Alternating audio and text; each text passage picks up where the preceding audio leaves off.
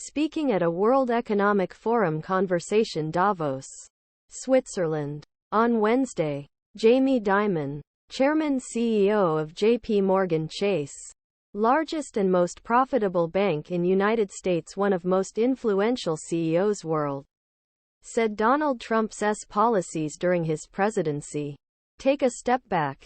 Be honest, Dimon said. He was kind of right about NATO. He was kind of right about immigration, Trump said. It grew the economy quite well. Tax reform worked. He was right about part of China. He was not wrong on some of these critical issues. Mr. Dimon, step back. Be honest, are you right about NATO? Trump wanted the United States to withdraw from NATO. And if becomes president again, he can get what wants. This will leave Europe even more vulnerable to Putin's aggression. Am I right about immigration? Even the conservative Cato Institute found that Trump reduced legal immigration but not illegal immigration. Trump has refused to grant legal status to children of immigrants born or raised in the United States. It banned Muslims from the United States and banned people from Muslim countries after the Muslim ban was deemed unconstitutional. He fueled the fire's nativism by describing poor nations as holes, and used terms redolent of Nazism to describe foreigners as poisoning the blood. Americans. Did the economy grow reasonably well? In fact, under Trump, the economy lost 2.9 million jobs. Even before the pandemic, job growth was slower than under the Biden administration. The unemployment rate increased by 1.6 points to 6.3.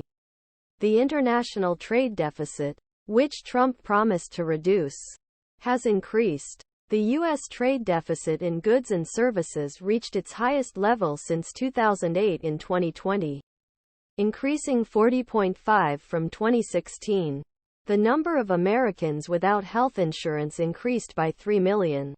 Federal debt held by the public increased from $14.4 trillion to $21.6 trillion. Did tax reform work? Trump's tax cut delivered most of its benefits to big corporations and the wealthy while widening the budget deficit. Giant banks and financial services companies reaped big gains thanks to the new lower corporate rate and more favorable tax treatment of pass-through companies. Without Trump's cuts, Bush's tax cuts and extensions, federal revenues would indefinitely keep pace with federal spending. The ratio of debt to the national economy would decline. Bills responding to COVID-19 and the Great Recession are excluded. Eventually, tax cuts are expected to reach more than 100% of the increase. As the Brookings Institution found, Trump's China policy has made China less restrictive in pursuing its ambitions. Oh, and then there are those pesky issues like Trump trying to overturn results of 2020 election, facing 91 criminal charges, causing United States to be more divided than at any time since Civil War, lying every time he opens his mouth, and if re-elected, he plans to use his Justice Department to exact revenge on his political enemies. Why does Jamie Dimon, America's